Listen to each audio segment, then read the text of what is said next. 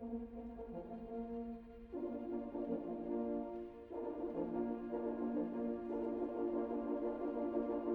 and welcome to the Embouchure Project podcast, where we bring together the finest minds in the world to help understand the complex system that is the embouchure. The Embouchure Project represents a network of neurologists, scientists, physical therapists, psychologists, and pedagogues. The goal is to help define what a healthy embouchure is, what we can do to optimize the embouchure, and to deal with problems as they arise. A lot of our time will be devoted to embouchure dysfunction, from minor annoyances to debilitating forms of dystonia. We hope that all players, teachers and medical professionals will find this to be a rich resource. My name is Frankie Lacerdo. I'm a horn player with the West Australian Symphony Orchestra, founder of Brass Rehab, and on faculty as a teacher at the University of Western Australia. Thank you for joining us. We hope you find this to be informative and helpful. The Embouchure Project would like to thank the Australian Society of Performing Arts Healthcare and the Glenn Gould School for their support.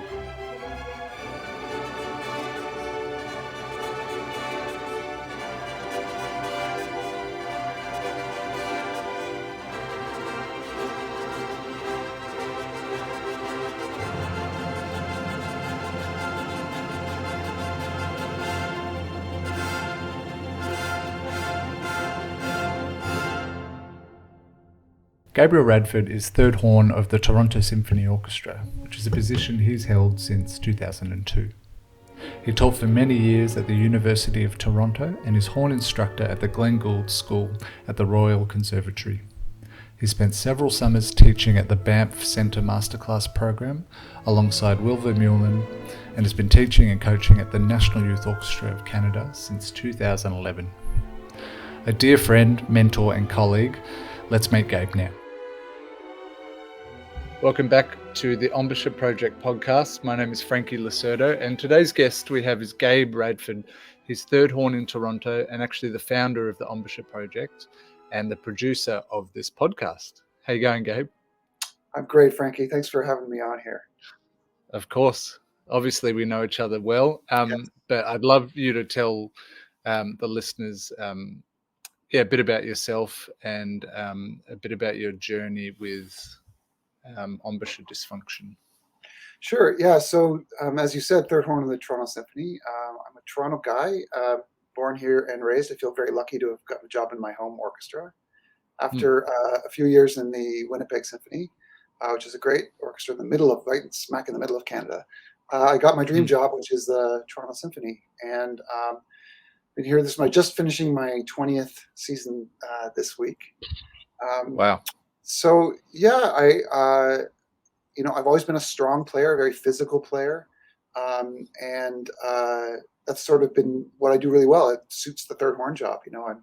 I'm able to take the big tuties of major passages, Mahler and Strauss, and make sure that our incredible principal horn has the ability to then play the solos that he needs to play. So yeah, I've always been a strong player. I had a bit of a strange career path, not strange, but maybe unusual, in that I wasn't really asked to play a huge amount of chamber music until I was sort of well into my 30s.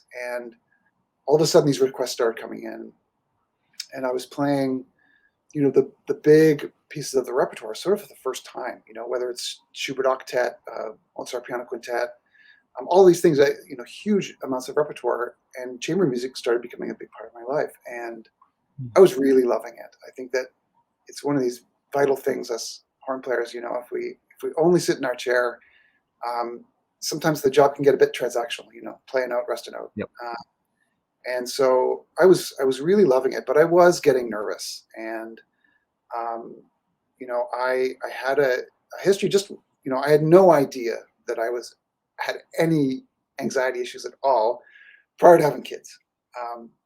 And then I had these two kids, little kids, babies running around. My wife is the principal oboe of the Toronto Symphony, and we were living this unbelievably awesome life of two professional musicians, but also incredibly busy. So you add on this the teaching load and the chamber music load and the job, and I had a lot, but I was loving it. And I, as I say, my career was getting better and better. I started touring. Boston Symphony was calling me pretty regularly. So adding that into all of the mix. And so finally, I got this call from a hugely respected colleague and international violin player who asked me, "Hey, let's do a recital tour.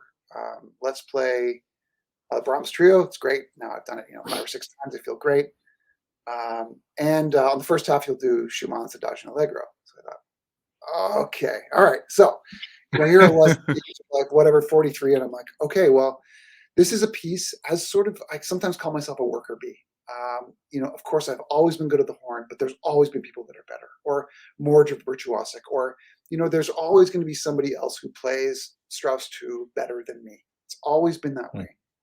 And so Adagio Allegro is one of those pieces where, I can play it, of course, but is it the first piece I go and grab if I'm doing a master class? Here, kids, here's Adagio Allegro. No, it's not. So I get asked to do it. This is an 8-concert recital tour with an established summer festival, packed houses. So I'm thinking, okay, well, this is my opportunity to really play it really well. 8 concerts in how many days? 9. Yeah, it was. Right. Because that changes the whole thing. Yeah, it does change the whole thing. But for me, it was do I have the endurance to get through, a really great Adagio Allegro? One of my friends, who's a wonderful teacher, says, "No one wants to hear you struggle." And I was trying to figure out my way through Adagio Allegro in a way where at the end I didn't sound like I was struggling, that I sounded free and easy and clear and open. And this was fine because everything's always been fine, Frankie. You know what I mean? Like, we're pros. Like, we have a big challenge. We rise to it. We play better often than we think we might. Our fears are much higher than the reality. And usually in the concert, we're fine. But this one was different. I started practicing in a way that was uncharacteristic. I started thinking that repetition was key. That I needed to be able to play Adagio Allegro 3 times in a row in order to play it well once on tour. And I remember my wife, as I say, who's a musician, and she was like, sure. I'm like, I've got this. I know what I'm doing. This is the right way to practice. And then I remember thinking that I needed to also change my technique. Okay. And I remember saying, okay, well, I need to adjust my embouchure in order to be able to be efficient enough to play this. And, in retrospect, this all seems a little crazy and a little out of character, but in the moment it seemed normal and natural. I've got to figure out a way to do this. I'm a pro. I'll figure it out.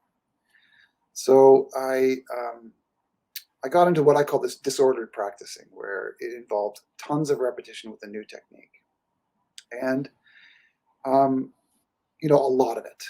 And then I suppose now the predictable thing happened. It was for my wife and kids. I did a little mock performance of Adagio Allegro with the whatever MIDI piano in the background. And not only did I not make it to the end, it started at the end of that first page there of Adagio Allegro. I was cashed. I felt like my chops were done. Yeah. And I had this sort of sinking sensation of, this is not going to happen. Like, I remember thinking, I'm going to make a fool out of myself. Yep. So there you go. And this is a long story here, but let me keep on going. So after that moment, I regrouped. I was like, you're going to be fine. This is going to be great. Now, to add into the, retrospect, like, what were you thinking? I had planned a hiking trip before this because I think that we do worry too much about endurance and all these things. So I thought, I'm going to go on this trip. I'm going to be fine. This is all.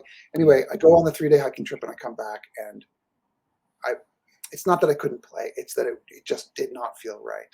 When I would go to approach the instrument, my lips felt too big. It felt like I had no flexibility. It felt like I didn't have the response I'm used to. And I started realizing that, something wasn't right. So, what I did actually was I managed to speak to the concert organizers, and I switched the repertoire. I still played the Brahms Trio. I got to say that a couple of those shows were a highlight of my career performances where I played the Brahms trio. Wow. Like every note felt like I Yep. did it the way I wanted to do it. It was really a tremendous experience. Meanwhile, backstage, I could barely play. Yeah. The weirdest experience. So I got through Mm. this tour, took some time off, came back to the instrument, and the problems were still there. Yeah. So that was really the beginning of the journey into dysfunction. And I sort of started. That was the beginning of not of the end, but of the kind of the dip before I started realizing how to get out of it. Yeah, yeah. And so, I mean, I know of your journey. You, I think what's unique about your journey is that you dabbled in so many different approaches. So, yeah, you got to this point. Obviously, something wasn't right. Who do you call? And so, this part of your journey, I think, is really unique. You seem to have tried every path. Maybe you could go on a bit and tell us about Yeah. that. Yeah, again, it's a long story, and I think for many people that go through this, it is a long story. Yeah. So after that moment, I came back. Actually, we were opening the season with Mahler 5, and got a great section of really enthusiastic players. So they're like, "Let's get together for a little sectional beforehand." As always, it's going to be fine. I'm fine, you know. Yeah. And I go there, and I said, you know, guys, this is not fine. I'm going to play sixth for this week, and we are so. I don't know, our profession is almost like, you know, this athletics where everyone's got to be tough and everybody's got to be the one that can survive anything. And so this was a huge deal for me to step down from third down to sixth. But I did it, and then I sort of played half the job. About half the time I'd be off, and I was hitting these practice sessions where I would have these moments, these glimpses of perfect function, you know, like maybe better than ever. I was still trying this new embouchure trick, and I would play, and all of a sudden it was like, oh, I'm better. Oh, it's all figured out. It's all good. Everything's going to be fine. And then, of course, I'd come back later in the day, and it wouldn't be fine. So, you know, this is terrifying, right?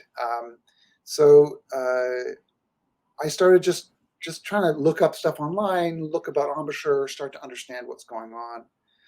And I began with the great pedagogues of our business, and these people were incredibly kind and generous with their time. I feel very lucky to have been able to talk to these people. This was before this is before the pandemic, so it was mostly on the phone, and it was really helpful just to remind myself, even though I've been teaching for 20 years, remind myself of the basics of the embouchure, just the things that I'm supposed to be remembering every day. And nothing I heard was incorrect, but also nothing I heard matched what I was going through. And to be clear, what it felt like to me was, I mean, just the simplest word I could use is confusion. It just felt confusing. When I would put a mouthpiece up to my face, I wouldn't know what to do next, which of course is the strangest thing. And so, you know, I started on the path of trying to figure out who could help me. And I want to be careful. You know, one of the things I want to talk about today is that everybody has truth in what they teach. And one of the best metaphors I've ever heard for this condition is that if you're building a shed in the backyard and you need all the lumber and all the tools and, you know, all of the hardware, you can collect all of these things from all of the people that teach, but in the end, you're the one that's going to have to put it together. Like there's nobody that's going to come and put the shed together for you, no matter how complete the technique, no matter. And so I was going and I was collecting this, you know, this information that was very valuable to me, but that I was looking for it to be a solution. And for each of these people that I went to go see, it wasn't a complete solution. And I did find a lot of people that were willing to take a big fee and tell me they could fix me and then not do it. I'm specifically talking about, for instance, cranial sacral massage and acupuncture and therapeutic massage, all these things. And not that these people are bad people. I think they genuinely believe in what they're doing, but none of these things represented a real anything other than relief for a couple of hours. So yeah, I went to all of the people that feel like they have the solution. And many of these therapies that I tried, I look back on now and I say, yes, I understand why they were teaching that. Mm. But I also don't believe that that was enough materials to make me build a healthy embouchure back again. It was all good information, and I can't say exactly whether I ended up using it, but I can look back and say, yeah, that did make sense. But I also can say that if I had been keeping on going down any of those paths, I do not see a path to resolution in it. Mm. So, I guess I would say that I don't regret all of the searching that I did, Yeah. but I believe that we'll talk about the reason for the Embouchure project, but the kind of holistic recovery wasn't going to happen with any of those individual solutions. Yeah, yeah. And so I guess that made your journey maybe a little bit longer than some, because you were searching for this kind of holy grail, as we all are, if you have an injury. But what would you say? So, like, thinking, coming back to work, when was the turning point where you knew, oh, I'm going to come back to work? Like, where was the, like, what? Yeah. I want to get to that, but I think that what would be valuable for people to hear is what sort of made the path longer. And I'd be interested to hear your perspective on it too. But I'll say that, and I've talked to a lot of people now that are experiencing dysfunction and dystonia. Yeah. And let me just begin with this dysfunction or dystonia thing. So, part of this podcast series will be a podcast with the incredible Dr. Eckhard Altenmuller, and he says, the difference between dysfunction and dystonia is if you have dystonia, and this is not like a big bad word, this is not a death sentence, but if you have dystonia, it's present all the time. And as you heard me talk about, I would have these flashes of total ease and function that might last an hour. And however, I went from that, which we would call dysfunction, into dystonia, because I was trying so hard to make my embouchure work that I was trying everything. Now here's a good example of something that I tried for months. So just to give people an idea of the time frame, and if you're somebody out there who's in dysfunction or dystonia, don't obsess about how long it takes or how short it takes. I know that's hard to hear. It's even hard to say because I know you want to get back to it. But this all happened. The thing I was talking about was in 2018, and then into 2019, I was still searching for solutions, and I was desperate. And I actually don't even. I'm a little embarrassed to admit this, but I threw a pencil eraser in between my molars, and a magical thing happened. And I was all of a sudden able to play. And I thought, oh my God, I found the solution. Just to, again, back up a second, I would say that the thing that made my practicing the longest, the reason why I took so long, took until 2022 to really come back to work, is this, what I call pot of gold practicing. So you're searching around your practice room for hours a day, searching for the pot of gold that will be the one thing that gets you out of there. This almost like video game mentality that I will eventually just find the problem and then the solution will be immediate. And I don't think anyone, I don't know this, but I strongly suspect that this is true for no one who enters dysfunction and dystonia. I think that as Dr. Altenmuller says, it's retraining. It's going to take a long time. It's going to take months anyway. I don't mean to make it sound onerous. These months that you're getting better, so it feels good, but you're not going to all of a sudden stand up and play a Mozart concerto the day after. Yep. And I really thought that I was just going to figure it out. And I've seen this in other people as well. And I think this is part of the injury processes that we think that we just need to figure it out. And so, I threw this pencil eraser and I could play. I thought, I figured it out. And so the thing was, I was able to go back to work. I went to this is silly, but I went to a medical supply store and got some latex, surgical tube or whatever, and was able to. I played Star Wars, for goodness sake, and I played Yeah, great. wow.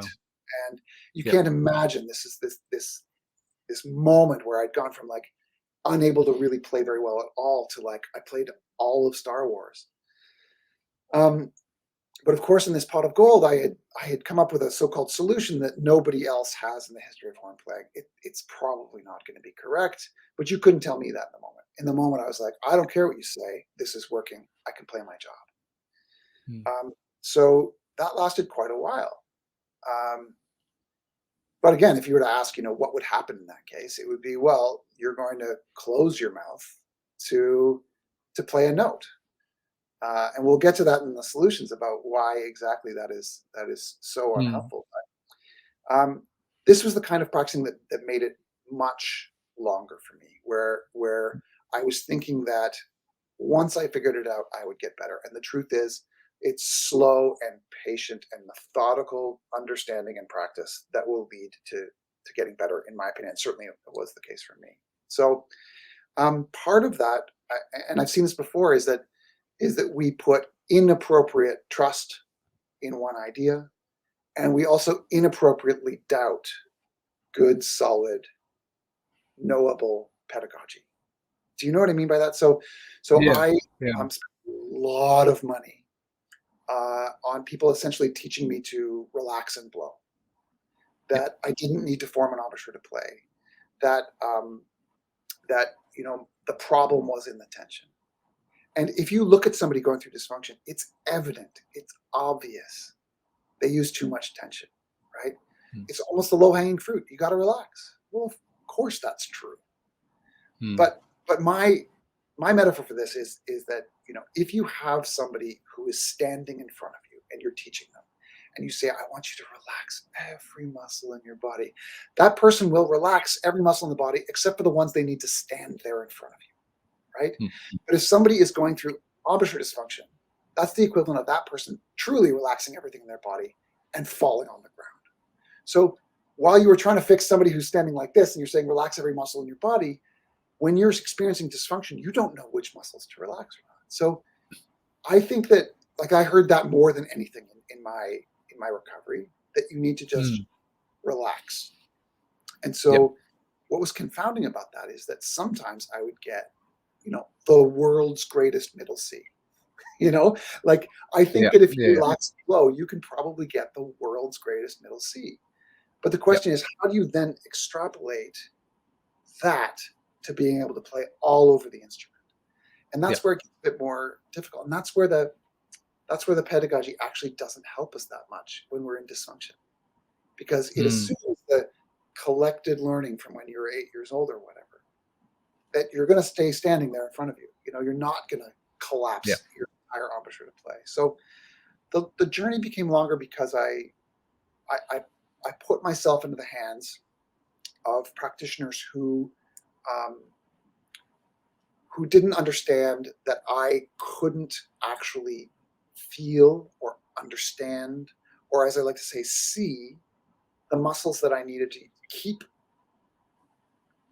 using to stay standing, and the ones I needed to relax to make the horn easier. So as a whole part of this process, the reason why I went from dysfunction to dystonia is that I started grasping at these ideas.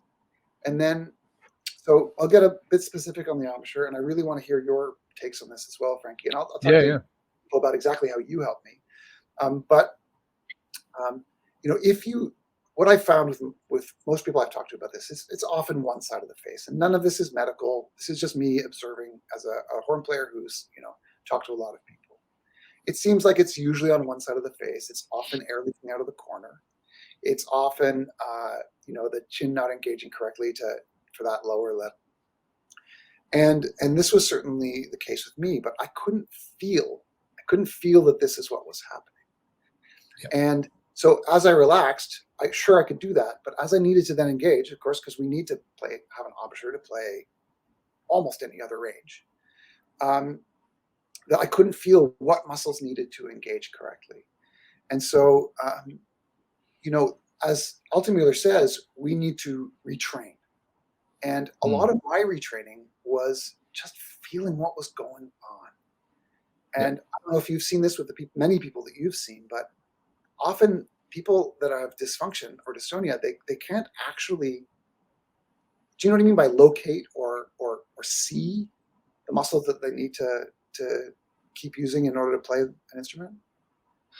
Yeah, of course. I mean, because we use a bunch of muscles in conjunction with each other to form an embouchure, but getting someone to do some of the exercises that we do with them just to isolate one muscle or to get them to move one side of the face, or it's a really hard thing to do. Yeah, it's if you're talking about like a specific sense, just to do one of the movements independently is really tricky if you've never, but they're movements that you'd never ever have to think about doing in your life besides from playing. So this is where it takes time. It seems like such a simple thing, but you're right. Yeah. So listeners will have a chance to listen to an interview you did with Joseph Alessi, the incredible principal trombone of the New York Philharmonic, who went through something different than what I went through. But it's incredible how his symptoms and solution were very similar to my symptoms and solution. I think it's important not to extrapolate too much because it's a totally different condition. But it's interesting to me that he went through a series of exercises that were trying to get him to feel the different quadrants, let's say, of the embouchure, so that his brain would understand, where those muscles are. We all know the power of touch, right? So that where that mouthpiece interacts with our embouchure, we can actually use that to feel where in our body what we really can't feel. And I think that and as you say, like getting people to understand that doing these exercises is not harmful is difficult, because we've all learned from the incredible Jacob School of playing, which is wind and song, and that will be the solution. It has to be the solution. You have to go back, as again Dr. Altenmuller says, you have to go back to, how do I sound? How do I want to sound? How much do I love my sound? These are things that you will get back to. But when you are in the hurricane of dysfunction, of confusion, you need to think about the muscles you're using to create the embouchure. And I think this is, it's almost like the suspension of disbelief we all do, say, in a bad movie. For a little while, I feel like the solution includes, no matter what practitioner you use, the solution includes being able to understand the sort of relationship between the supporting muscles that allow the moving muscles, so the vibration of the lip, to be free and open and relaxed. You need to have other muscles that are creating the environment where that's possible. And so you did ask me earlier about, how I can draw a line through into my recovery. And there are some unusual lines that I'm able to draw that I can't guarantee. I've spoken to one colleague, totally different injury, back injury. He's a bass player. And we were out for a beer, and he said, when you're better, you might not even be able to say exactly what made you better. And let me begin with, I feel like, what actually did make me better. And I want to run the listeners through this, not because this is the way to get better, but I think it's important to, and maybe I'll give you the opportunity to do the same, Frankie, but I think it's important just to say, here is the general path that got me back to work and back to playing. And actually, I think I'll actually demonstrate for the listeners. So for those of you that are just listening, I'm going to have to do my best to just explain. But for those of you that are watching, just picked up my horn for those that are listening. The thing I think Frankie and I, that you and I have not even talked about, is that my good friend and incredible trumpet player, Karen Donnelly, was doing one of these 100 days of practice during the pandemic. And she was talking about this exercise. I actually don't know who to credit for this, where you blow into a mouthpiece, totally disengaged, with the intention of playing a middle C. And then the physics of the instrument will then create the middle C. and then I'll talk about what it did. So for those of you that want to try this, you need to be able to hear an approximate middle C in your head, and then, or at least be able to feel it. And then when you blow it in the mouthpiece, you're going to need the lips to have a bit of resistance because they are going to need to vibrate. And then you just let acoustics take over. So let's see if I can make this happen.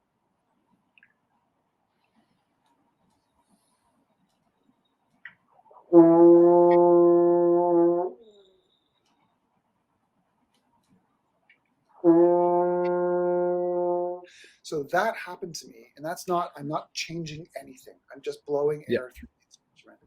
And so that happened to me. I happen to remember in March of 2021, height of the pandemic. I did that, and something, the first time vibration happened without all of this confusion and doubt and worry. And I couldn't believe it. And we'll talk a lot about Bronwyn in a minute, but I remember saying to Bronwyn, I had a click moment. Now, I want to caution listeners against pot of gold practicing, which is that you're going to figure it out. But this is a moment that I can point to in time where my brain remembered that making a vibration, that blowing into an instrument, making a vibration is easy, not hard. All of that pedagogy around ease is absolutely true. And so we can lose perspective on this. And so in that moment, even though that embouchure that I'm using there is not related to the embouchure I use now to play a middle C, because in order to use a proper embouchure to play a middle C, I'm then going to have to play an arpeggio up to a high C. Yeah. And so it was a glimmer of hope for you. Yeah. It was a glimmer of hope. And so that made me realize that I was sort of on the wrong path with this, like trying to clamp down on the embouchure. Yeah. And so two things. Yeah, go ahead. I'll just interrupt. Two things with that is going back to you mentioned like Jacob's Wind and Song, that approach and stuff, and I think that there's definitely a place for that for a healthy player. I think it's so valid for if you're a healthy player, but if somebody's struggling and like we have, just saying just blow, it just doesn't work like that. Like when you're in that mindset of you really don't know what has to happen. And personally, so for me, when I was going through my injury and I couldn't play on the horn, but I could play trombone. I could play a trombone mouthpiece. And it was interesting when I was talking to Joe Alessi, he could play a tuba mouthpiece. He couldn't play trombone, but he could play tuba. And so for me, similar to you, I still felt like a brass player because I was able to play a scale on a trombone. And I taught myself to play one scale. I don't even know what scale it was because I don't know what the slide positions are, but just to be able to play that one scale as musically as I could, or play it loud, play it soft, play it with different phrasing, kept me in that mindset that, no, I'm still a musician. I will be a musician again one day. So I totally get that point where you can make a vibration and it's free of anxiety and stress and shaking and all of that. So that's really interesting, and I think that maybe the biggest takeaway people need to understand is that everybody's path is completely different. I also tried trombone. I tried trombone mouthpiece. We weren't sharing instruments because of COVID and stuff. So but I did pick up a trombone mouthpiece, and it was better. But I still had I baked in all these symptoms, and just so people again with dysfunction understand that, like, very common is the closing of the jaw, because the jaw is the strongest muscle in the room, right? So it's going to be, if it wants to help, and I do believe, I don't know this to be true, but I believe that what dystonia is a what did Eckhart call it? He called it a maladaptive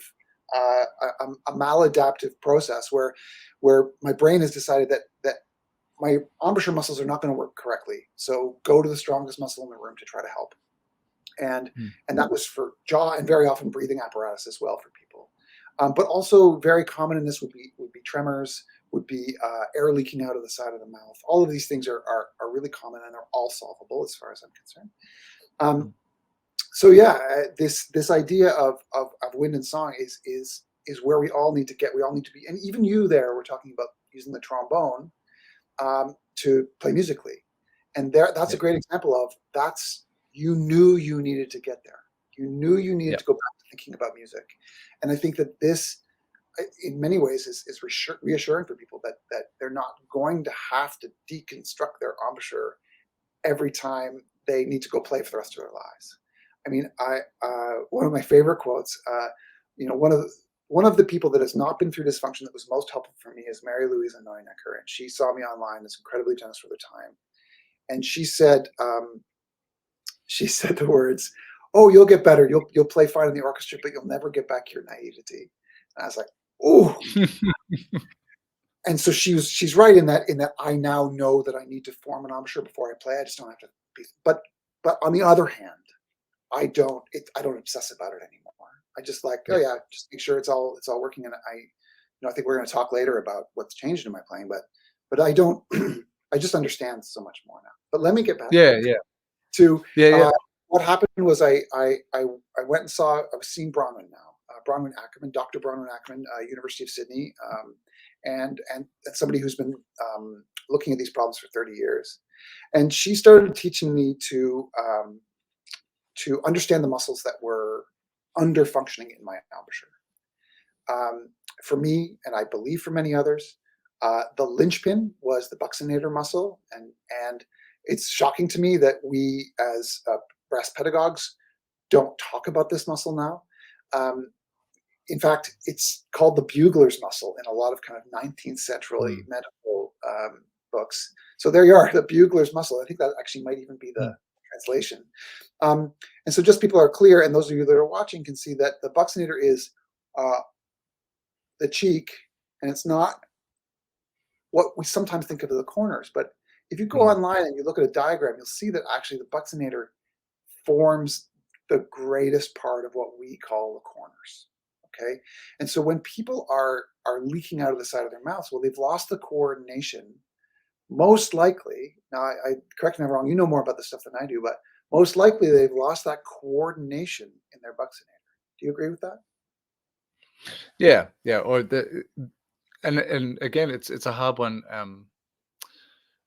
to say that you feel that. If you're playing like that might be happening, but you won't.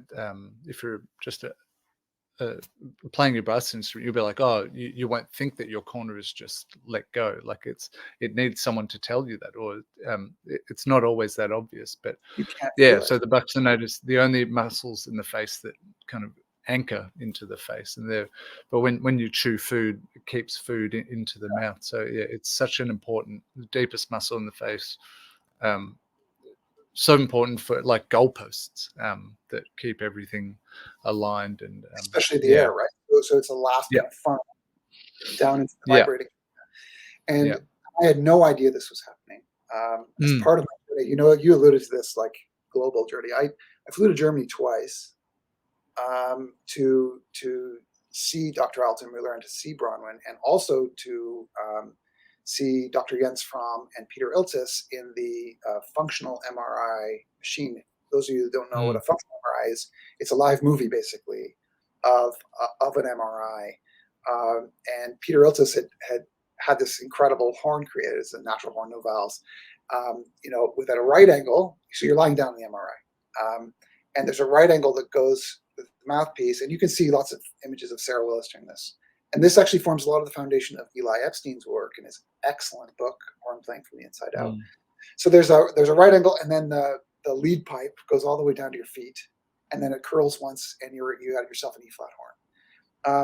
And so I went in there and I tried it, and I actually tried it with my teeth dampers in as well, because they were really interested in whether this was a solution. And at the time, I still thought it was potentially a solution, but in the end, I walked out saying, well, it is what it feels like. It feels like I clamp down and blow. And then in the ones without it, there was this peculiar image of my cheek kind of flapping out in the wind. And I thought, well, that's a little unusual, but the expert side of my brain thought, oh, that's probably just normal. I mean, you can see sometimes players, have little pockets of air in the cheek when they're relaxing, especially into the mid-range. Many don't. Some do. So I think that's a good indicator. Many don't, some do. That is relax. But then they put it up against another very well-known horn player who was also struggling, and our cheeks, I mean, his was on the other side, but our cheeks looked exactly the same. This kind of one-sided puffing out, releasing of the cheek. Yep. Now, this is not a pot of gold. Knowing this did not suddenly turn around my playing. And of course, there was lots of doubt there for me. I was like, oh yeah, they're finding stuff that happened anyway. But now I realize that's actually not the truth. That not only had I lost the feeling, or maybe never had the feeling, I had lost the control, and my buccinator was releasing inappropriately into the mid-range. And this is an important thing for people to understand. Many people that go through dysfunction, they have the most problems in the mid-range.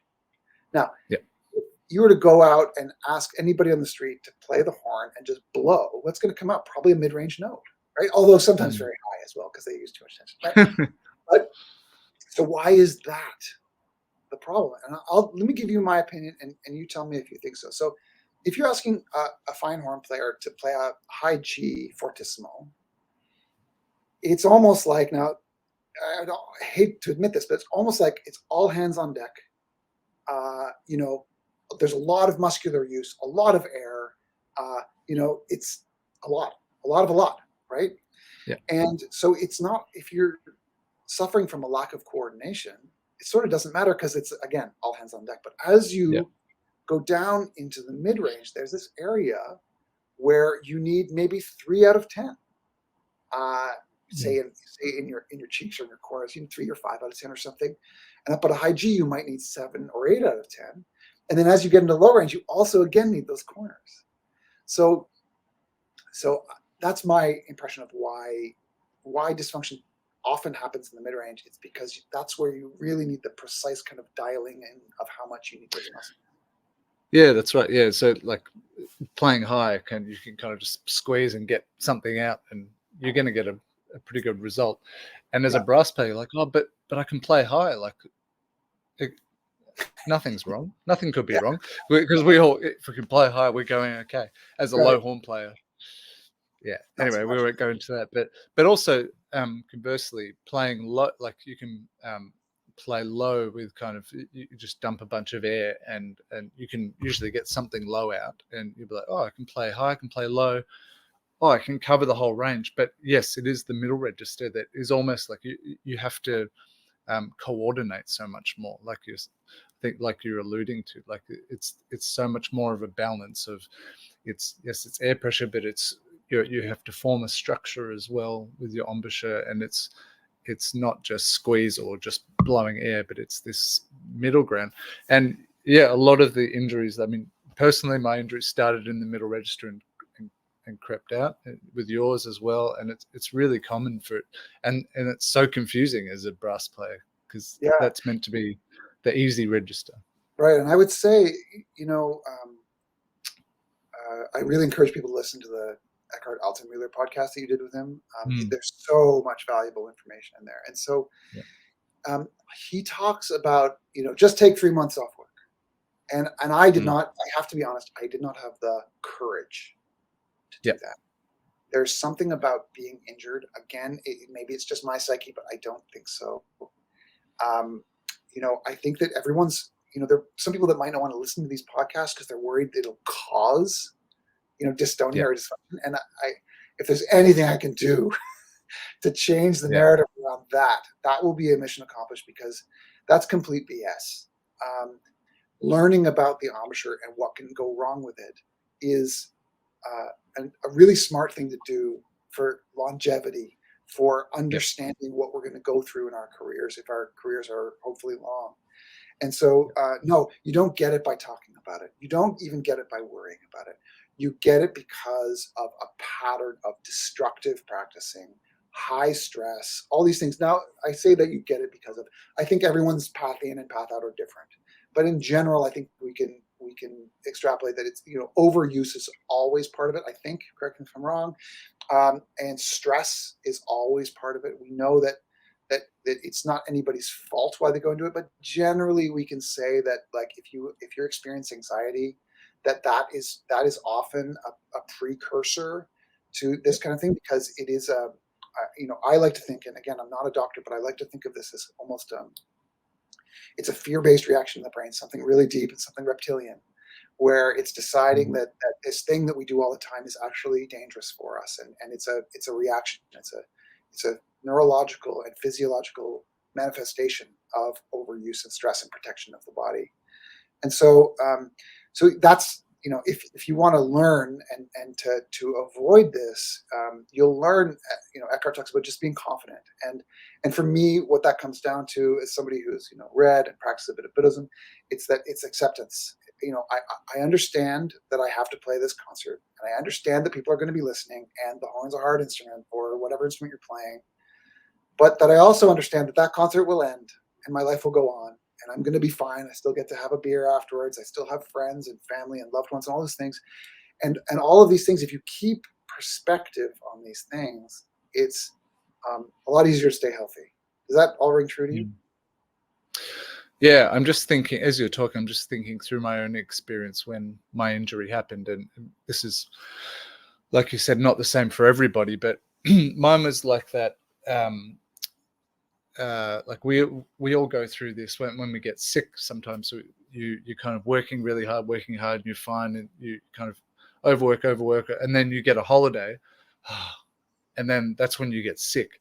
Right. And it's so annoying because your holiday is ruined because you're sick. But that's because your body's just in fight or flight, and then when it's allowed to relax, just this release. And so for me, my injury happened during my my trial period, my probation period with the orchestra, the West Australian Symphony Orchestra.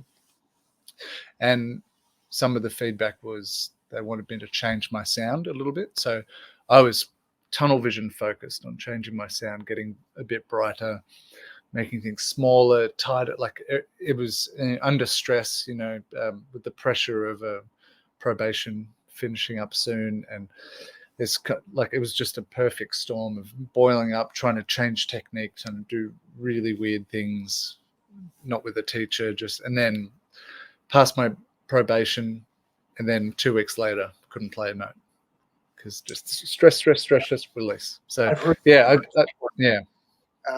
heard this before, and if I were to be so bold as to give advice, I'd wonder if you'd give the same. But don't feel like the need to agree with me on this. But my advice to people is, when we're a professional, I got mine considerably older than you are and were, especially. But a lot of our profession is working with what you have. Playing the instrument in a way that has gotten you to where you are is probably good enough, right? And so, Joe Alessi says he's changed his embouchure many times. That's fine. If you feel the need to change your technique, do it when the stress is off. Do it in a summer break. Don't do it when the stress is on. I think that changing technique under stress causes confusion. Confusion causes more stress, and before you know it, you've developed in this snowball of stress and confusion, which cannot be good. Does that sound right to you? Yeah, definitely. Yeah, and I think it's a healthy thing to always be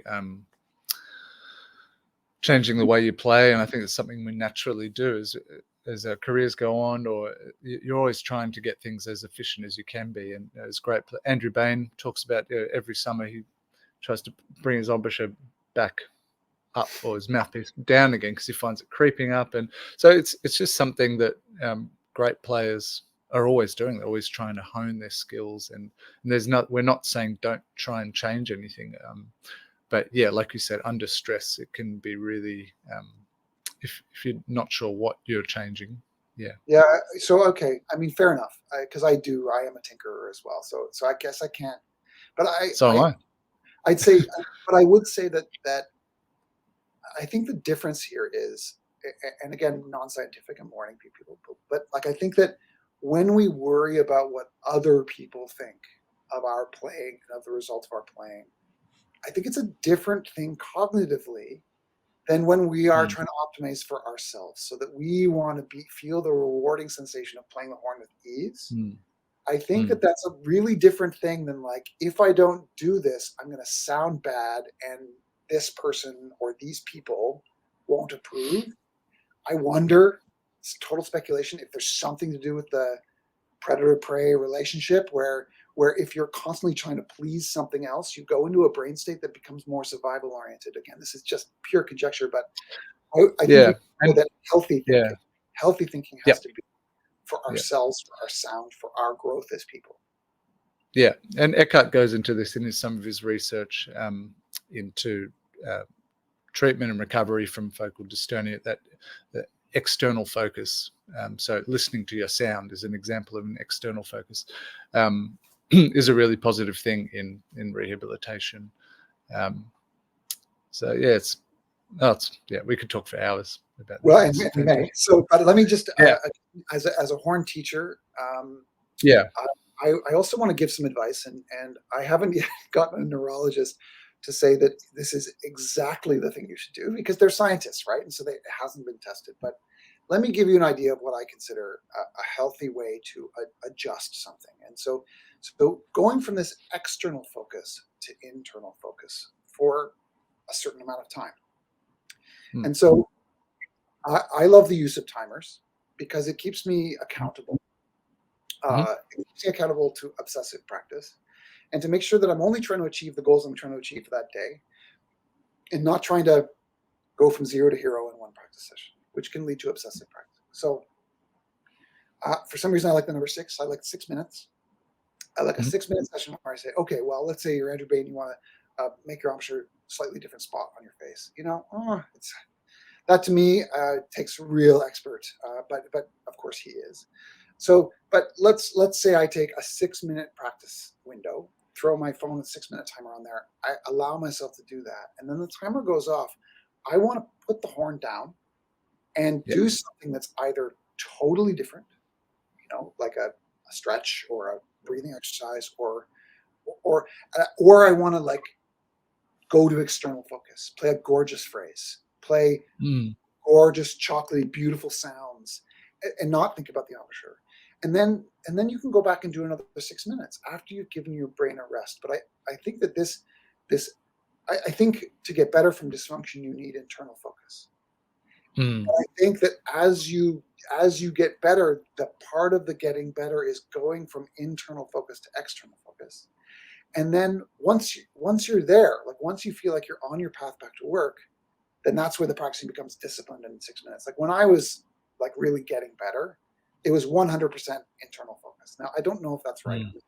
I know that's what I needed. Oh, I have something important to say about that. But for a person who's never experienced dysfunction, or a person who is after, like, gotten better, I think that curated blocks of time, and I think you can repeat them. I think we need to notice, we need to say, am I stressed about this? Am I worried about this change? And if you are, forget the timer, stop. You just give a little mindfulness. Remind yourself that you're already a fine musician, that everything's going great. You'll cope if not. You might take that note off or whatever you need to do. There are other ways to solve this problem. And once you get back to a state of mental balance, then you can go back into that timer. I need to sort of working our way around what got me better. And I want to circle back to what happened with Bronwyn, and then with you, and then by myself. So I had this click moment. I had started to see Bronwyn, and I think it's so important for all of us to be super honest. I had seen Dr. Alton Mueller. He had put me on escitalopram, which is a drug he mentions on the podcast. This drug is not going to make you better. It's not going to make you better. It's not a pill that's going to get you over dysfunction, dystonia, put simply. However, it takes and escitalopram, just so everybody knows, it as a antidepressant used for depression and anxiety. Right. So when I was first prescribed it, I was not feeling depressed or anxious. Like the anxiety that I had was 6 years before my dysfunction. But I said to Dr. Alton, I said, I don't feel depressed. And he said, well, yes, but, and then he started talking about how it makes the brain more open to change. And I don't want to slip into neurology because I don't know what I'm talking about, but I just took the pill. And I found that I did sleep better, that generally my mood was less bad. And even though I didn't feel depressed or even Mm. anxious, I was certainly obviously ruminating. I couldn't play, right? This was obviously a stressful moment. So, and this is again, just like tension, people want to address the stress. And I wanted to say to some of these people, well, of course I'm stressed. I'm like, Mm. I've got a huge job and I can't play the horn, you know? So yeah, of course you're stressed. Anyway, then I saw Bronwyn, and I think it's important to be real about the fact that I doubted all of this to begin. When she started telling me that I needed to do exercises with my upper lip and exercises with my bucks in the air and my chin, truth is, okay, first is the euphoria, I found something. And then it's like the descent into all I need to do is relax. This is all wrong. Mm. Everything I'm learning from Bronwyn is more tension. I need more relaxation. So then a few more weeks of trying to just relax and blow and play the horn. And then I thought, wait a second, I'm only playing beautiful middle Cs. So then I started to really decide that I needed to make a decision. You know, I need to just decide what direction I'm going. Am I going with totally relaxed, unengaged face, or I'm going to go with forming an embouchure before I play? I decide to form an embouchure before I play. I start to see Bronwyn. The progression is slow, really slow at first. My job, because of all those months or years, I guess, of wanting to close up as I played, would still want to. But I was starting to see some benefits kick in. And I was still experimenting with teeth dampers. It was pretty seductive, you know? And I remember, so I came to see you. Bronwyn sent me to you. And I have a huge moment of gratitude for you, Frankie, because you were the first one of some very, very smart people to say, throw those things out, get rid of them. And the reason you didn't say that in so many words, but what you did say is it's encouraging you to close to play a note, which is the opposite of what we want. And that was a moment for me. I was like, I don't want to close to play a note.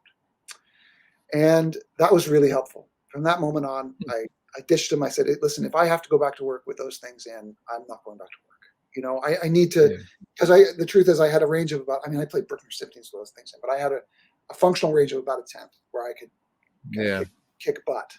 But that's not our jobs. You know, we got to play high, we got to play low. Anyway, so I kept on doing these exercises with Bronwyn. I went to go see her in Germany. That's where I made, a huge step forward. And then the pandemic hit. And so then I started working more and things started to come together a bit better. I started to become a little bit more aware of the muscles that I need for an embouchure. And then you got me free buzzing, which is something that I have done in the past, but I've never been particularly good at. I think it's important for people to understand you don't need to be good at free buzzing.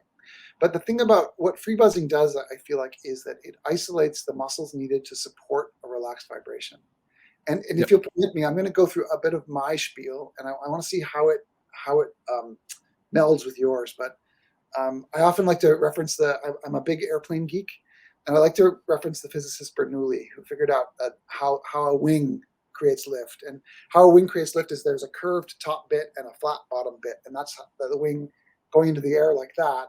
The curved bit, the air has to go faster to go than the air that has no curve. So this ends up being lower pressure, and that ends up being higher pressure, and that causes lift. Well, for me, the mistake people make on free buzzing, especially with dysfunction, is that they squeeze their lips together to get a buzz. It ends up being like that. And what you helped me understand is that actually what we do is we form an aperture, and then we create a low pressure system through that aperture that brings the lip together. And that's what healthy horn playing is. So if I create that aperture for you and then simply add air,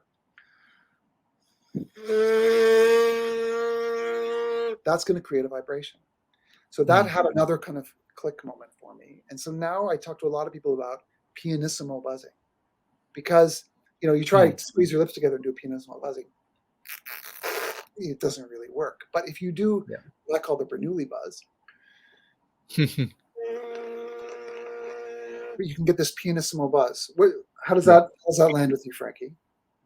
Yeah, good. I think my analogy would be a bit simpler, and it was not mine that I made up or anything. I heard a trumpet player talk about this analogy that to free buzz, it should be like a trampoline. So, you know, on one of those old dodgy trampolines where the springs are on the outside.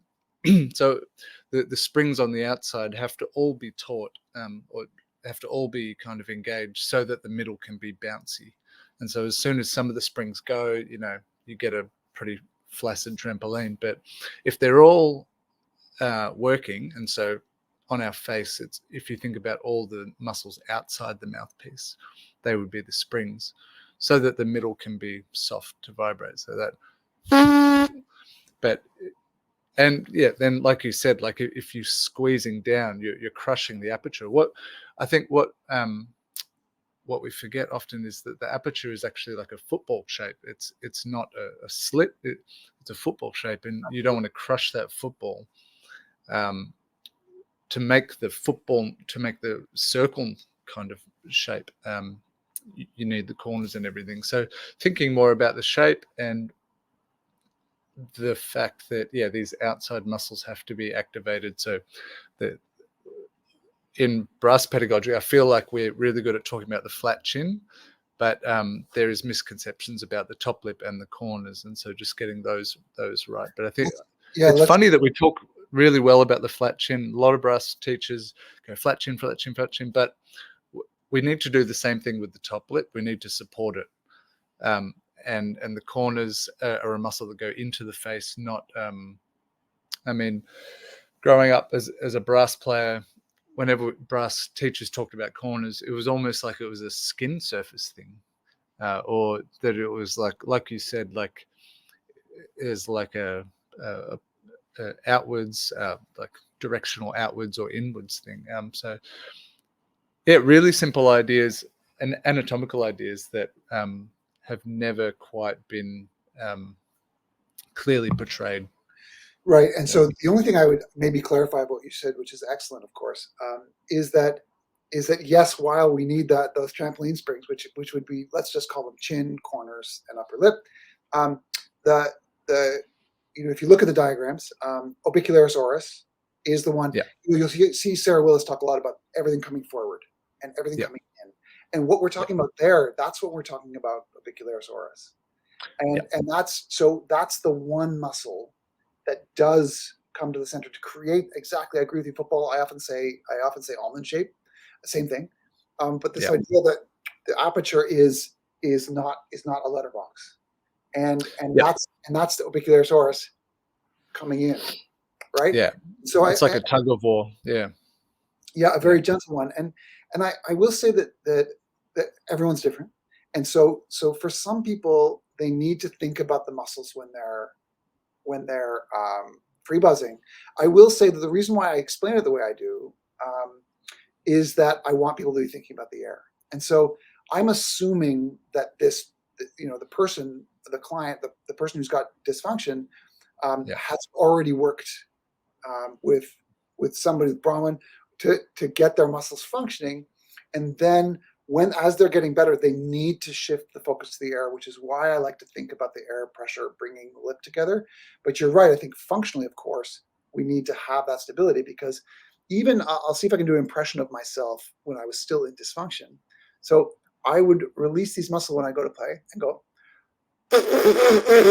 you get this thing where the jaw is trying to find the right spot. And I would encourage people to understand that, like, the jaw will never find the right spot, because the jaw shouldn't really be involved.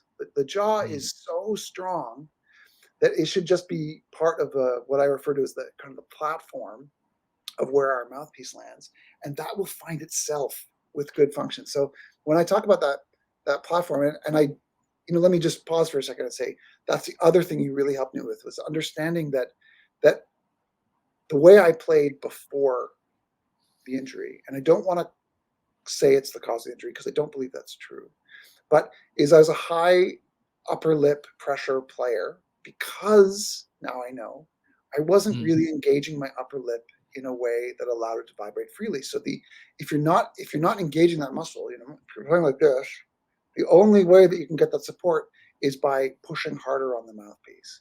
And so I remember you really taught me to, and again, this is temporary. Do I do this at work now? No way. But But temporarily, when you go to play, you can set it to play. Now I can talk like this, you know. When I was really in dysfunction, I had no definition here. It would be like this, you know.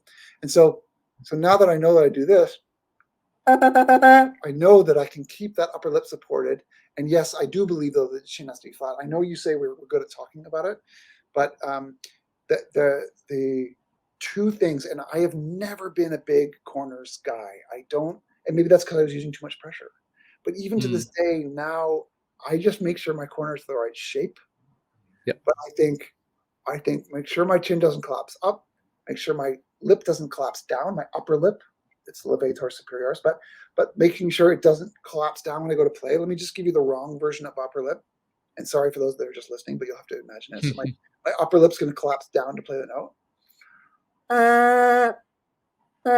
And I actually remember you very kindly sent me a video of you free buzzing, which I watched about 1,000 times, where you went to go free buzz and you didn't go like this. You went like this. And I was like, okay, that seems really easy. So I think that, again, even with free buzzing, we need to begin by thinking about the muscles that are necessary. But I think to get back to health, we have to then focus on the air flowing past the lip in an easy way. Yeah. You know, a very fine practitioner says the lips have to fall forward on the air.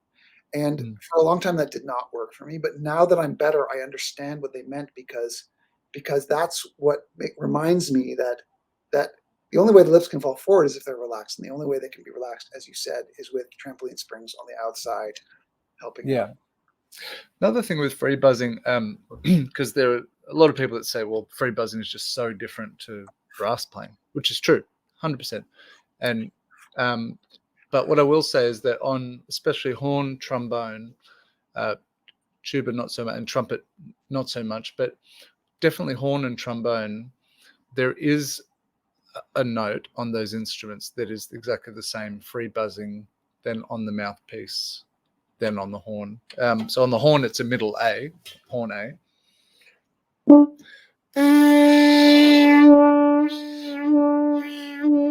Doesn't matter what you do, that's going to be the same. So if you're experimenting with free buzzing, is to do it there, and then the further you get away from that A, it changes. So this doesn't work everywhere. So that's where free buzzing is actually the same as playing, is in that register.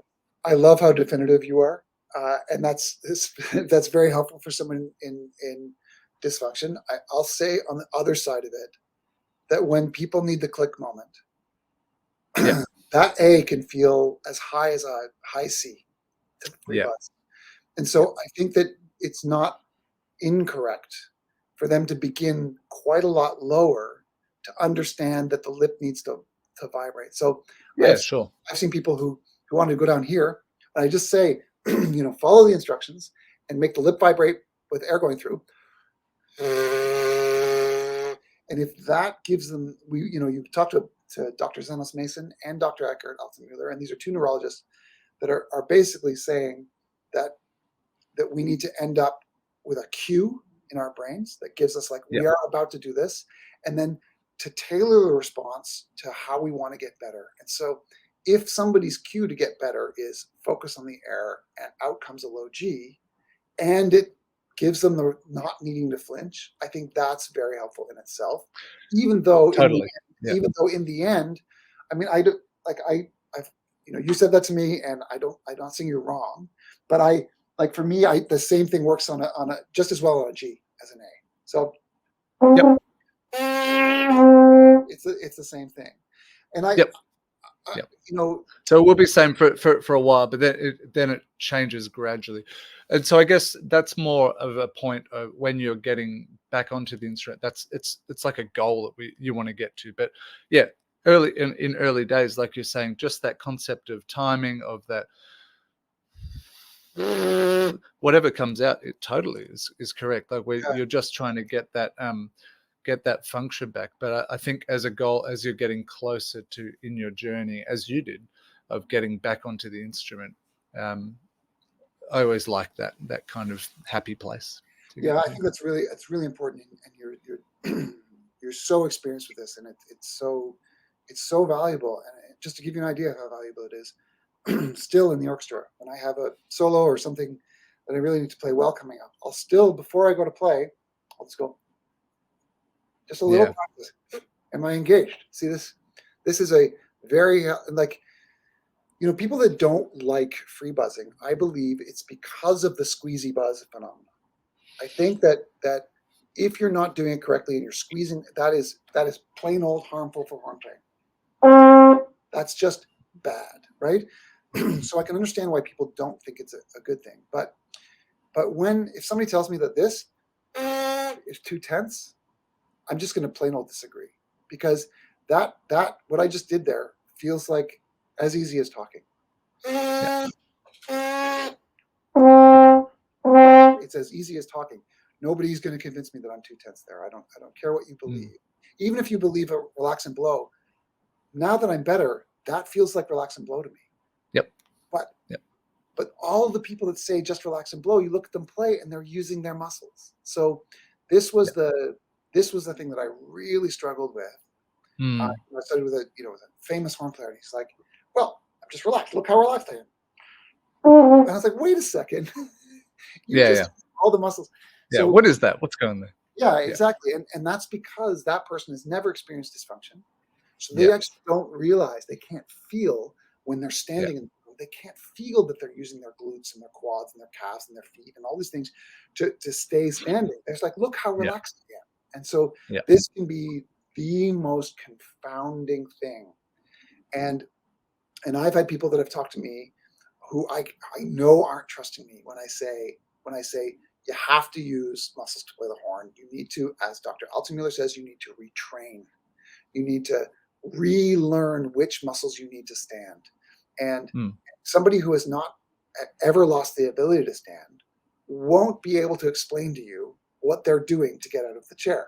So that's why it's really important to see somebody who's experienced, who understands what muscles it is that we're using, and then you can do it. And I'll say a caveat that I think that if you are at the very, very beginning of this dysfunction process, I think there is a way to get out by just taking some time off the instrument, getting your head straight. I've seen this happen.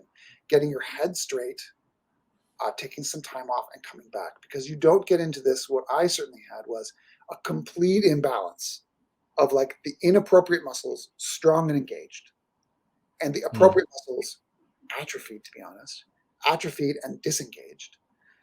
Once you're in that state, and I suppose that would be like a pure dystonia state, that's when I think that the retraining is the most vital. And I think that how you get better is how you get better. And we don't need to be on teams. This is not a versus thing. There are going to be lots of ways to get better. But I just encourage people to seek out experience, to seek out people that know what they're talking about, not on this like, these people are crazy that are doing this because they're not just doing, breathe and blow. But to think, okay, well, these people have actually been through it out on the other side. So I just want to, because you did ask me half an hour ago, the path of getting better. And I can't not say this, even though I don't know exactly why or how this happened. So I can point to a slow improvement and definitely working towards my way back to good function, working with you and with Bronwyn. But when I asked myself, when did the big moments happen? They happened at the beginning of this, in September 2022 season. I'd been playing all of 2021, but sort of more coping than playing. Like I was doing okay, but a little shaky.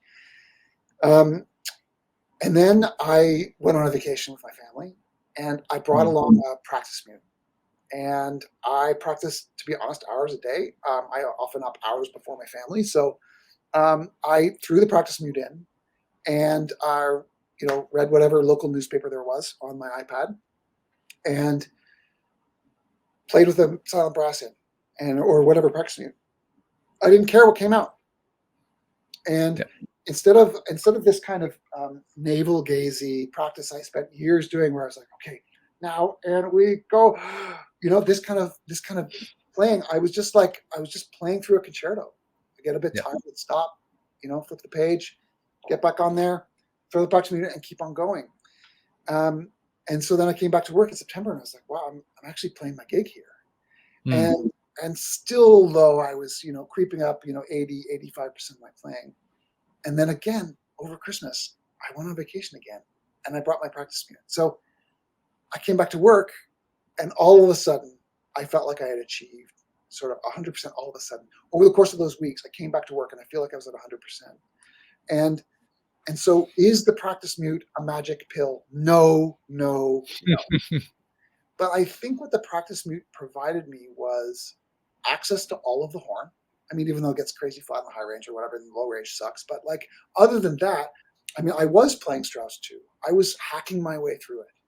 It wasn't perfect by any means. It wasn't something that I would actually even do with my family listening necessarily. I think that people need to acknowledge that, like, there are people that worry about us when they're at this state. I share a house with other people. My wife, an incredible musician, I would often worry about her worrying about me. And so by throwing in the practice route, it gave me the freedom to just blow and come what may.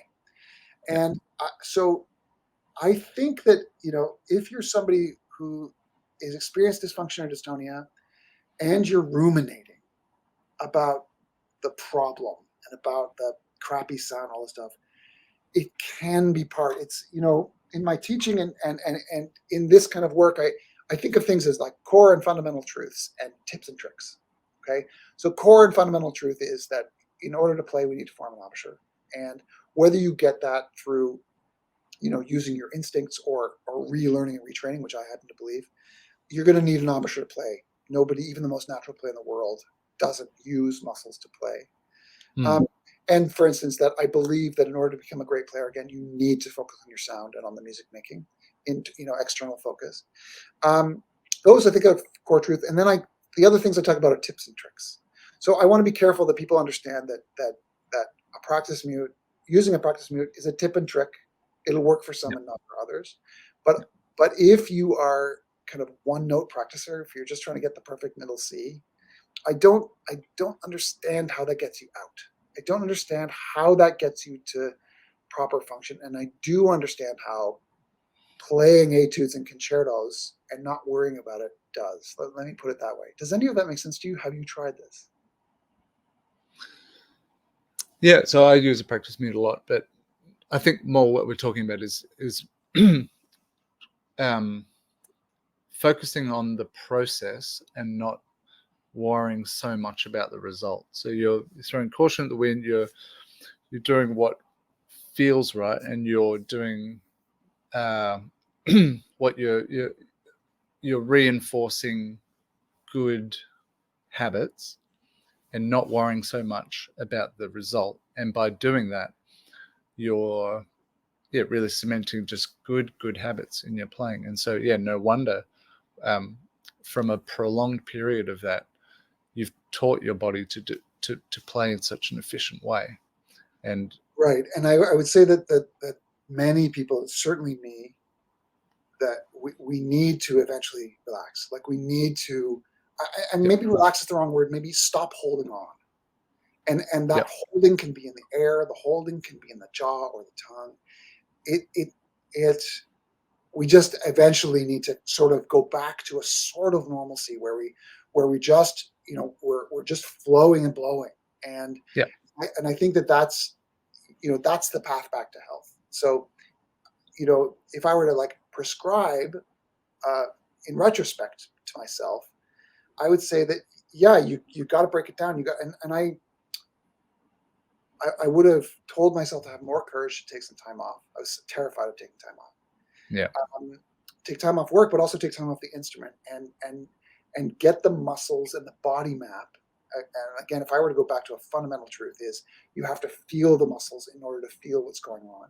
So that's not that hard. I mean, there's a lot of these techniques out there these days about, for posture, for body mapping and stuff. So, but like, if you can feel both sides of your face, you can feel both so-called corners. If you can feel both sides of your chin, if you look at the diagram, mentalis is on either side here, and are both of them sort of firing, or do you have one side that's sort of like this?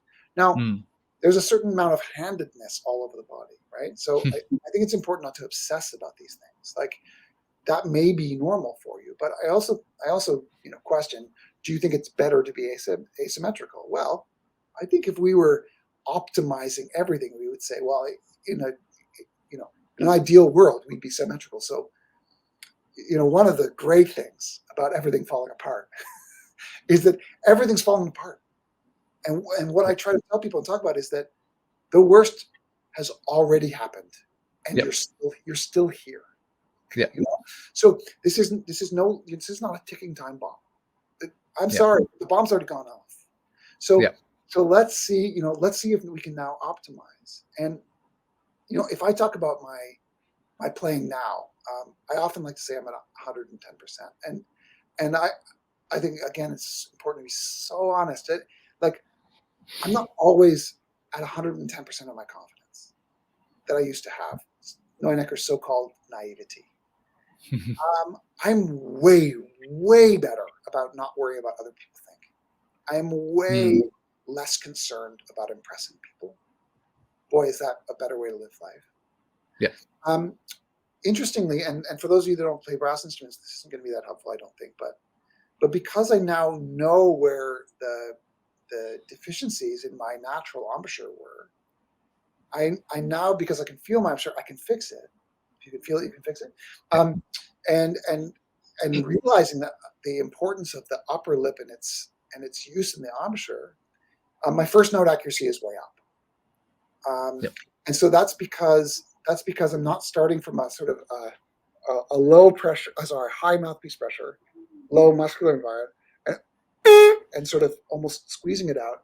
Because I'm engaged here, I can really taste it, and it's much easier for me to make that buzz relaxed. And so yeah, I mean, what's remained with me is that sure, I guess I think a little bit more than I used to about how to create an embouchure, but when I'm in the moment, when I'm playing a Brahms symphony, I'm not thinking about my embouchure. Yeah. But I have gotten better in that way. And this is still sort of early days in my 100% recovery. Like I hope to get much better than I am now. The great gift that dysfunction and dystonia has given me is that, in my mid 40s, I wasn't, when we practice, we don't feel like we're getting better. But when you hit rock bottom, you've only got to up to go. And like, I'm especially months ago, I was having these practice sessions where I would go from like not good back to good again. It's like this euphoric experience of practicing again, just like we were when we were in school. Where you would go from not being able to play Mozart 4 to like being able to play it is a tremendously empowering experience. And so now in my late 40s, I feel like I get the privilege of these practice sessions where I now have the freedom to really understand what's going on and to actually really get better. And so I get better every week still. I'm back at work. So, that's, I would say that, I was reading, I've read a lot of great books over recently, but one of them is about, mistakes and how most people that go through really what most people consider awful periods of their lives, mistakes, whether it's family stuff or professional or whatever, a good 2/3 of them are in the end grateful that they went through it. And while I wouldn't wish this on anybody, because it's scary, I'm grateful coming out the other side how much I now know, and all about myself, also about the embouchure and about playing and about making music, and I mean, I don't want to be too self-aggrandizing, but I've got to say that the only word that I've had for myself is gladiator. Like I have felt like I have withstood, and this is almost a Buddhist thing where you smile in the face of fear, like this warrior mentality, not a violent warrior, but one that just stands there and lets the chaos happen around them. I feel like I've needed to be that kind of person. And Eckhart Altenmuller and, interestingly, Joe Alessi talk about staying positive. And I would say that by far the most important thing in my recovery was a general sense of, I've got this. Now, not all the time, believe me, I had many dark moments, but in general, I said, you know what? I'm going to do this. I'm going to be fine. And there were times when I had to go to work and I did not feel good. And I had to be a gladiator and just be like, I've got to do my job. And I encourage people to cultivate positivity in their lives, however they need to do that, whether that's through meditation or whether that's through taking time off or getting help. And again, getting back to advice, if you're experiencing anxiety, get treatment. Just Yeah. there's so much out there. Go to see a doctor and Yeah. and go talk to them about what you're going through. And Yeah. hey, let's say you need to take a pill. I mean, Yeah. take the pill. And what if it's even one of these sort of shorter acting ones? Yeah, for a period of high stress, take it. Like I mean, I'm not a doctor. Go see a doctor, but stop. I think we need to stop being such tough people that need to prove themselves constantly, and sometimes acknowledge that it's hard to do this for 45 years. So at some point in your career, you might need some other professional help. Yeah, I really enjoyed in your recovery, getting videos or catching up with you and hearing you say like, hey, I've had a mini breakthrough moment, like, and that just showed your bird's eye view of everything. Not that you were trying to, like you said, like cure everything overnight, but that you knew it was going to be a long-term thing, and you were just going for these you're taking it day by day, which is really important. Many of those little mini breakthroughs are ones that still, like, this was not one of those experiences where like breakthrough, crash and burn. A lot of those, again, for people watching, Frankie, you were talking to me about this, and like I was noticing that one side of my upper lip was not really rising. And so still to this day, if I just remember like, okay, nice and up, like that was a breakthrough that I sent you a video about, and that's remained. Like, that's yeah. And with the medication thing, I mean, I came to this kind of fork in the road where for panic attacks, I tried seeing a psychologist and going through therapy without the use of drugs, obviously, because it's a psychologist. But then, the last straw was like, oh, do I see a psychiatrist and look into drugs and stuff? And I didn't want to. My wife didn't want me to, because I thought I would change. But there comes a point when you're like, look, like, do I want to do music for the rest of my life? Like, this is what I do, or is it not worth the risk? So, taking the risk and going, like, see if it works out. And now I can't imagine doing it without the help of those doctors and giving that a go. So you haven't changed. What's that? Sorry? You haven't changed. That's the thing. And so No. I decided on personal decision, stubborn, whatever. I stopped taking escitalopram a year ago, but that doesn't, like, I found no downside. But I will say, and again, this is so important to just be fully honest. I think that this goes on the class of drugs that Dr. Altsmuller think are not helpful. So this is something that you would do in consultation with your neurologist or your doctor. But I will say that a narcotic called clonazepam is a drug that I needed for the very high stress of getting back into work, to playing Brahms symphonies, Mahler symphonies, Brahms piano concertos, all of these things that kind of define the third horn job. And I was prescribed by a neurologist, a different neurologist, this drug, and it was kind of 2 a day kind of thing. And I was on it for many months, and I decided to quit that. And it was 2 very unpleasant weeks of withdrawal. And I think the problem with these drugs is that if you take them regularly, you need a constantly increasing dose. And so I didn't like that idea, so I quit that. But then to have that drug there, so that when I had a huge show, I could take a half dose of this drug, and it makes my life easier. Again, I feel like we don't need to be heroes. You should talk to your doctor about all these solutions, and whatever works for you works for you. And that's why it's so important with these things. Sometimes we're scared to go see doctors because we're scared of a diagnosis. This is not like a diagnosis of some awful terminal disease. It's pretty loose. A lot of neurologists don't know anything about this condition. We're not talking about Dr. Mason and Dr. Altsmuller. We're talking about a neurologist, anywhere in your hometown that probably has never seen this condition before. And they basically look it up in the manuals. And so The diagnosis is not going to be the big moment you think it is, but the conversation about the use of anything that can help you, I think, is appropriate. And I think that, yeah, I think it's probably problematic to be on these other drugs long term. But again, what you need to get better is what you need to get better. And if a doctor decides that it's the right thing, just don't close doors on getting better, and understand that these things can all be temporary. They can be temporary solutions to get you back to where you need to be. And there's no shame in taking time off work. There's no shame in reaching out to people who can help. And there's no shame in getting treatment, psychiatry, psychology. Hopefully we'll get in. I know we've been going for a while, but hopefully we'll get into this, the Embouchure project and what that means. Do you want to get into that a little bit? Yeah. So looking at now you're back at work, you're kind of back, and you've started something called the Embouchure project. And I want you to tell us not only about it, but why you're doing it.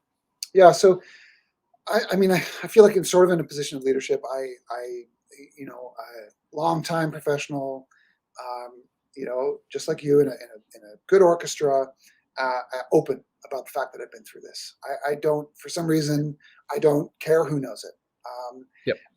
And also the meandering path that I took, the huge amount of money that I spent, somewhere over $20,000 US on these practitioners, and the meandering path it took, and the fact that I'm the kind of person that wants to know.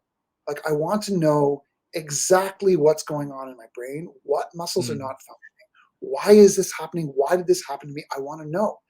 And these resources are so fractured that no one has ever brought together the people that actually know what they're talking about, and not the people that are just trying to sell something. So, a few things around the Embouchure project, of which you're a huge part, Frankie. Thank you. So the Embouchure project, the idea is to get the finest minds engaged in better solutions, better outcomes for people that enter it. And also, so part of that, so as a founding principle, we believe that you need to see a neurologist, largely to eliminate other problems that may be there that aren't related to embouchure dystonia or dysfunction, but also because neurologists understand the relationship between muscles and brain. That's what they do. We think that psychological help, some coaching, some therapy sessions, I think this is appropriate, not because this problem is a psychological one, but because, of course, there's a psychological element to it. The stress is part of what happens. And also, it's very stressful to go through this. Coping mechanisms around therapy and coaching, I think, are vital. So neurology, psychology. Now, physiology. This is the work of Bronwyn and hopefully many other physical therapists. Part of the goal of the Embouchure project is that physical therapists get taught about how the face muscles work to create these magical embouchures. It's a really incredible system. So we've got neurology, psychology, physiology, and then we get the finest pedagogues in the land, the people who really get the instrument, to then help people go from this physiology and back onto the horn. And that's going to include people like you, but also incredible teachers like Gail Williams and Eli Epstein, Jamie Somerville, these people that know the instrument so well. We want them to also be engaged in this conversation. And what it is, importantly, is not a business. The Embouchure project will not take anybody's money ever. The idea of this is to create a network so that if somebody is experiencing dysfunction, dystonia, if they've experienced it before, they want more information, they contact the Embouchure project, theembouchureproject@gmail.com. And then what we do is then we offer you all of these referral options to people that have experience, neurologists that have dealt with this before, all of those line of professionals, these people that understand. Excited to announce that Noah Kageyama, the Bulletproof musician, has agreed to help us with the psychology side of things, and others as well. And so we've got the finest neurologists, the finest performance psychologists, and we refer you to them. Of course, they pay for they charge their professional services like any other. But the idea is that you're not throwing arrows all over these places, trying to find people that are dealing with you maybe the first or second time they've ever dealt with this. And then you might be sent down the wrong path, like all you need is stress reduction. Well, stress reduction is going to help, but it's not going to get you better. So, so this is the idea of the Embouchure project, and this podcast, by way of just people that are interested in what this is all about, can get more information. How do you see it, Frankie?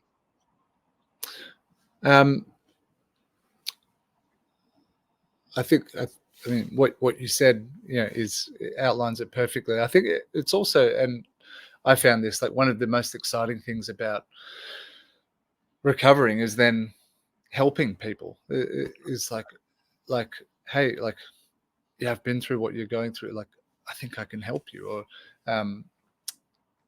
like, I also recovered with Bronwyn, who is a physio, who's a lecturer in anatomy. She's not a musician. She can't play a note on the French horn, but she taught me how to play. Her embouchure is getting better. She That's very demonstrates. good. Yeah. That's good. Yeah. But there's something in that, and then being able to help her, like, musicalize some of her exercise, or and I think the same thing happened with you.